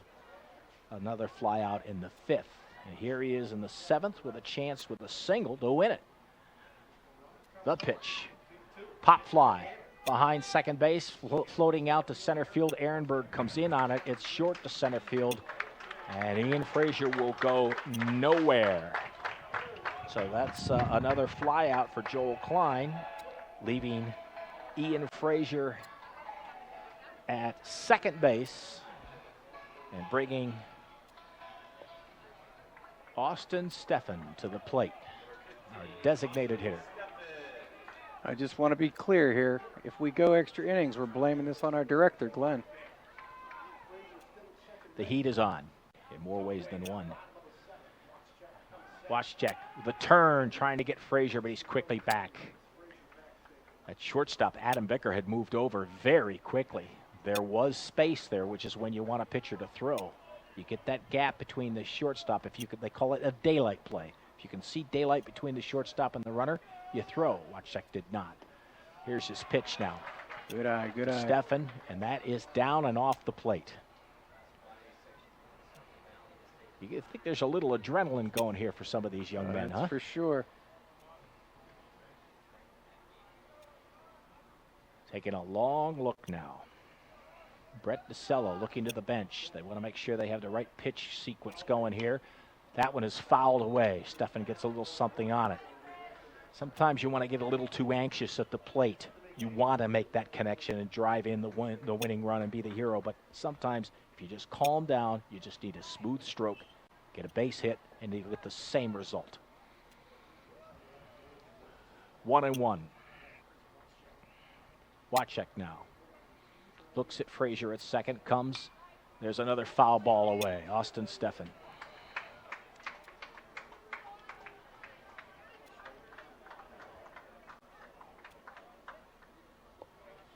We're looking at a total of 3 hits so far for Upper St. Clair and 3 hits so far today for Peters Township. That tells you the job both pitchers have been doing. Foul back to the screen. Battling. He is battling and getting on it. Now again, we can't. Earlier, during their at-bat, a pitcher was warming in the Peters Township bullpen. Right now, there is no one there, as Chris Wachek is working on his own destiny with a 1-2 pitch to Austin Steffen. Swing and a miss, tipped it. DeCello hangs on, and it looks like extra innings, extra fun. Stay with us. Don't go anywhere. He looks at that first offering, and it is a strike here in the top of the 8th extra innings, as Mike Wilcox is still on the mound. Lots of activity now, though, in the Upper St. Clair bullpen, Paul. Yep. That pitch is outside, and it's 1-1. Mr. Miller's having a consistent year, hitting around 300. Here's his line today after this pitch. Strike at the top of the zone. The line for Justin Miller today in 3 at-bats, 5-3, 5-3, 5-3. He has hit the ball to Eric Krolzik on all 3 of his at-bats. Yeah, let's hope Eric's ready and waiting. Is ready. That might be a trend. All right, here's the 1-2 pitch now from Wilcox. Up and away, fouled way out of play. Out of the stadium, as they say. Justin Miller, the left fielder for Peters. Working on their team batting average, .262 coming into today's game. And it is evident because they haven't had much to talk about here. Here's a ground ball. McMurtry with a Hoover. There we go. Up and over to Elliott. And that's a quick 6-3. So Justin Miller changed it a little bit here in the 8th. Instead of hitting it to Eric Krolzik, he hits it over to the right a little bit. Shane McMurtry has him. And that'll bring up Andrew Ehrenberg. Ehrenberg with a huge fly out that Joe, in the first inning, that Joe Anderson made an acrobat catch on. A hard liner that Shane McMurtry jumped for and snagged in the 4th. A walk in the 6th, advancing on a wild pitch and getting stranded there. And now facing Mike Wilcox. High, being very careful. This is their power. So you want to be smart here. He is got indeed. A good crowd here today into extra innings. Yeah, who wouldn't want to come out and watch this ball game with this kind of weather too, Paul? Absolutely. Well played game. Wow, that one looked way outside. That had to be another one of those breaking balls that caught that front corner. And umpire Chris Bono says, yep, that is a strike. And it's 1-1. There's one gone. Mike Wilcox in this pitching duel, working into this 8th frame. And he misses on that one to make it 2-1. Matt Lothar is the on-deck batter, and he would be followed by Chris Wachek if indeed they let him bat. But again, now there is action in the Peters Township bullpen as well. There was earlier, there wasn't last inning, and now there is Mike again. Biddle. He's a strong opponent on the mound. Big breaking pitch, doesn't want to break enough. It's high and he misses. And that'll run the count to 3-1. We don't know the pitch count for Mike Wilcox, but we do know he has worked a lot, and he has worked a lot of breaking pitches. And it is warm and humid. That one down the middle. That could be trouble. Ehrenberg down the line. That one drops into the Ehrenberg's right field got corner. speed. Tobias is going to pick it up. He comes to the cutoff man. Joel Klein with a throw to McMurtry. McMurtry to third. And Eric Krolzik cannot get the ball in time. Ehrenberg slides in with a triple to put Peters Township in scoring position one more time today. That is only the 4th hit today off Mike Wilcox. And Ehrenberg hit the ball hard 3 of his 4 plate appearances. His other appearance, he never touched the ball because he walked. Now here's the question, Paul. You got one out. Ehrenberg's your all-around player. He does have some speed. Matt Lothar, a bunt for the run, perhaps? Everybody's got to stay on their toes for this one. Wilcox out of the stretch, looks at the runner at third. He misses outside. Alex Bell cannot let it get by him. Infielders, all of them, for Upper St. Clair in on the grass. Outfield has shaded in a little bit. Zach Tobias in right field more than any other, probably because of the preponderance of breaking balls. Now there's a timeout with an errant ball down the left field line. Troy Shepner has it out of play. Again, a reminder that 2, 4, 5, 6, 7, 8 strikeouts. So what do we have logged for Mike Wilcox today? And now he faces Matt Lothar. Here's the 1-0 pitch, just inside, almost hitting. And that runs the count to 2-0. Lothar in the first, bounced right back to the pitcher's mound. Had a double in the fourth and a strikeout in the sixth. Yeah, Lothar's one of their stronger hitters. And he's had a lot of action in right field today. Again, Ehrenberg at third with that triple. Here's the pitch. Breaking pitch can't cut just enough. 3 balls, no strikes, Mike Wilcox. So the question here is if he can't get him, is it time for a pitching change, Paul? Well, I mean, all things considered, if you walk Lothar, it's first and third. It's not the end of the world. In my opinion, Lothar's the end of the strength of their order. Washak drops off pretty heavily on the batting average. There's a pitch in for a strike. Drop it right down low. He's not as fast. You could conceivably get a double play out of him. Well, that would be the advantage of walking a batter. One, if you can get the ground ball. And I will have to say, And Mike Lothar's Wilcox got some pop. He's got 7 doubles so far this year. Does indeed. Mike Wilcox has not left the ball up much. Pretty He pitch doesn't there. There's a foul back right off the mask of Alex Bell. And that would be another thing that you might, if you're looking at a pitcher and knowing how these strong young men, he's kept the ball down. Yes, even though we know he's thrown a lot of pitches. His ball still is down for the most part. Yep. So we'll see here as the count now is full at 3-2. 1 out. Top of the 8th. Mike Wilcox looks at the man on third, delivers, breaking pitch, looped into center field. Joe Anderson's going to get it. Here comes the run, coming home. The throw is going to be behind Ehrenberg. It's cut off, and that is going to be a sac fly that will score a run, the first of the game here in the 8th inning, as Peters Township goes up 1-0. Joe Anderson had the ball, had the range, but Ehrenberg had the speed. There was no way you were going to get him. So that RBI goes to Matt Lothar.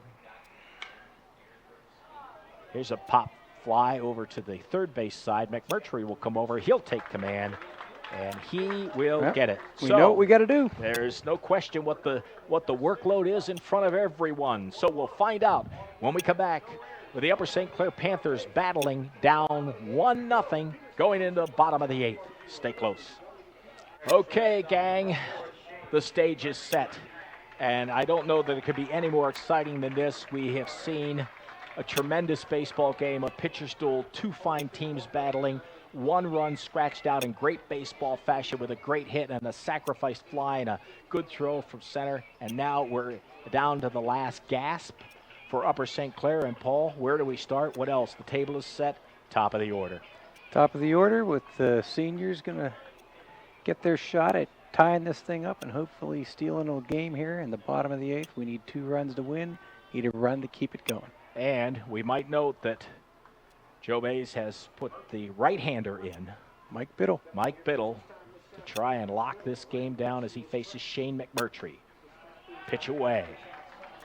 Starting off with a ball. But again, if I'm not mistaken, Biddle pitched the first game, so these guys have seen him. Yep. But he is a different pitcher, obviously coming from the different side. Throws a harder ball. And a fresh arm. Yep. That's no offense to Chris Washak. There's a pitch on the outside corner. McMurtry looks at that, and it is 1-1. Again, just a handful of hits for each team. It has just been an extraordinary baseball game here on this wonderful afternoon. And now the 1-1 from Biddle, way outside. A little slip on the mound. He looked down at his feet. He might have not liked how he stepped off the mound. Nobody on base, no harm done. McMurtry does come up on the count, though. 2 balls and 1 strike. McMurtry struck out in the first, flied out in the third, and grounded out to short in the 5th. His 4th at-bat of the day here, and he needs to make it count. Hard ball, shortstop. Come on, Shane, hustle. Up with it. Becker. Yes, to sir. first, Yes, and sir. Shane McMurtry using his Attaboy. speed. Runs it out fast, and you've seen him on the soccer field. Yes, indeed. Shane's a strong all-around athlete. And that's a little bit of what I was talking about earlier, the middle infield for Peters. That wasn't that difficult of a play. But Shane made it difficult by hustling. Made it difficult, no question. Yep, Adam Bicker came up with it and got the throw, and McMurtry was not there by much. Half a step, that's all it takes. All right, down the list, who else? Oh, there's a nice bunt. Stay There's fair. A bunt by Mike Wilcox. It goes foul. And they're saying now that he is out. He is calling Mike Wilcox calling out. It foul. No, he's calling it foul. He's calling it foul. I think he's saying it hit him, Paul. Oh. I think he is saying it hit him. Yeah, you're right. That's exactly what he's signaling. He's signaling that Mike Wilcox, that ball touched him in fair territory. Rule 709 H. I'm not going to argue with you. Yep, trust me on that one. And that is what they're arguing right now. And Jerry Malarkey comes down and wants to know what is the call here, and that is the call. That's critical. It is very, very hurtful for the Upper St. Clair chances, because not only do they have an out, but they were not able to advance the runner, Shane McMurtry. And that out is credited to the closest fielder, so that would be a 2, but I'm going to write down there.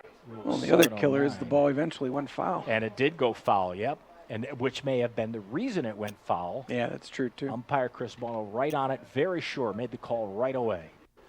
So, one away now. Troy Shepner at the plate. The good news is only one out for St. Clair. The good news, only one out, and a runner at first in Shane McMurtry. If I had my choice, I'd rather be facing a fastball pitcher than a curveball pitcher with these guys. That's the case right now, but it is a fresh arm, and Mike Biddle can throw. Throws it outside.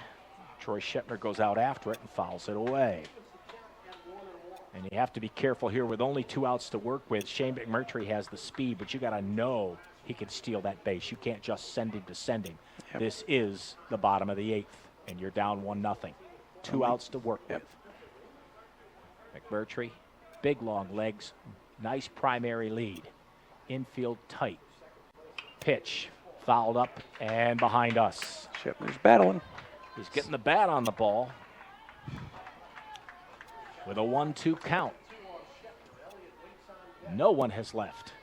Nobody's worried about beating traffic here. We're worried about staying and watching this great ball game between these two teams of fine young high school athletes. Great crowd today. This has been fun.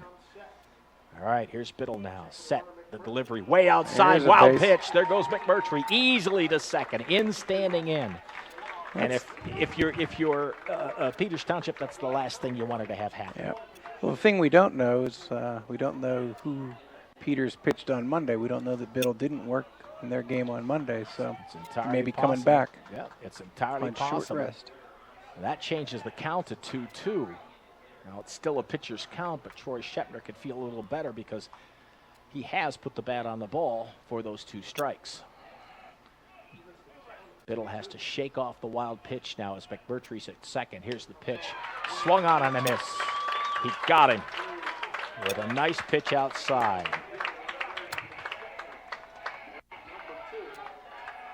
And that is the first strikeout for Mike Biddle. Only the 3rd strikeout of the day for Upper St. Clair, and it leaves it all to Jack Elliott. And they're not going to take that chance. That's an automatic. They're taking the bat out of his hands. They do the automatic intentional walk, which they don't bother throw, which is not a bad rule. They also keep an easy force available on the base paths, and they bring up Alec Bell. But before they do that, look at this conference at the mound. They're going to talk about this situation. Yeah, Biddle's a nice pitcher. He'll be pitching next year at Seton Hill up in Greensburg. They have developed a nice little baseball program. That's still a very young program. Yep. That program has only been around for, maybe, 6 or 7 years, maybe? 4 years, yeah. Something for like a long that. Just time, a that was. Yeah. Yep. Well, we'll see. A little bit of everything going on here. Now, I found it interesting that during that timeout, The St. Clair first base coach, Dan O'Rourke, came over to trade some thoughts and ideas with Jerry Malarkey. And, of course, you want to be on the same page. You want everybody on the same page. Runner, Janoski going in for Elliott. And here's young Mr. Janoski going on to first base now, in for Jack Elliott. This is a good move. Adam Janoski has a lot of speed. No offense to Jack Elliott. Well, Jack would admit that he doesn't have a lot of speed. I'm sure he would of that. Indeed. I know. I managed him years ago when he was younger, and he's willing to do anything, though. Oh, absolutely. If you ask him to try, he'd try. Absolutely. Adam Janoski, though, is the guy who can do it. And he is the go-ahead run, but it all comes down to the battle between Mike Biddle on the mound for Peters and Alex Bell at the plate for Upper St. Clair. Just a hit here. There's the step around. McMurtry back quickly. And Bell. Yeah. Like Today. I said earlier, I think Alex has been our hottest hitter the last couple of weeks. I like our chances right now. Well, he's had the bat on the ball today with 2 flyouts to center field and then a pop-up to first base. There's a pitch that's way away. Let's see if we Brett can try and keep it away from Andrew this time. Brett DeCello did a nice job of keeping that from being a wild pitch. So if you let those runners advance now on a wild pitch, that easy force is gone. And you want that if you're Peters Township. Upper St. Clair, of course, looking to put the bat on the ball and advance the runners. 1 ball, no strike. Here's the pitch, fouled away. Alex Bell getting on it. Yeah, you got a good duel here. You got 2 players who are going to be playing baseball next spring. Alex, I believe, is committed to St. Bonaventure. Nice. He's playing for the Bonnies. As I said earlier, Mike will be just up the road at Seton Hill. Yeah, a lot of these young guys moving along with athletic scholarships and looking to further their athletic careers in a lot of different sports. Here's the 1-1 now. Biddle settles in. Here's the windup, the pitch. It is outside. Good he eye. misses. Feeling a little pressure, a little heat now. It's He took a little off that one, too. He may be working on a changeup. Again, that's Alex Bell at the plate, Shane McMurtry on second, and the pinch runner in for Jack Elliott is Adam Janoski at first for Upper St. Clair. 2 out. Bottom of the 8th, 1-0 Peters. Foul back to the screen. Alex Bell getting the bat on it again. If Mike Biddle is going to win, he's going to have to win with his best stuff against Alex Bell because he is battling. Yes, indeed. He's not missing by much. Should Alex Bell get on and advance, Zach Tobias is on deck. Biddle now looking. The 2-2 pitch with 2 gone. Checks the runners. Big kick. Fly ball. It's going to look like it's going to go right to Ehrenberg. It's drifting out, and there it is. Andrew Ehrenberg pulls it in center field for the final out of the ball game as this super baseball contest today between these 2 good teams comes to an end. 1-0 the final. Peters Township besting Upper St. Clair. A tip of the hat, Paul Conlon, to Chris Wachek and also Mike Wilcox. The pitching performances, your thoughts on those guys? Absolutely. Both Washak and Biddle on Peters. Very great outings. And Wilcox, another fine outing. Doesn't deserve the loss. Yeah, we said that earlier. One of these pitches had to get a loss, and it almost doesn't seem fair for Mike Wilcox. Here's something to be proud of. 8 strikeouts today, allowing just 4 hits. Unfortunately, 1 hit was a big triple to Andrew Ehrenberg, who was then brought in by a sac fly from Matt Lothar. That accounted for the single run of the game, and that is the final score in 1 extra inning, the 8th. It's Peters Township 1, Upper St. Clair 0. Thanks for being with us here, and we look forward to doing some more of these games for you very soon. So stay tuned, everybody. See you now.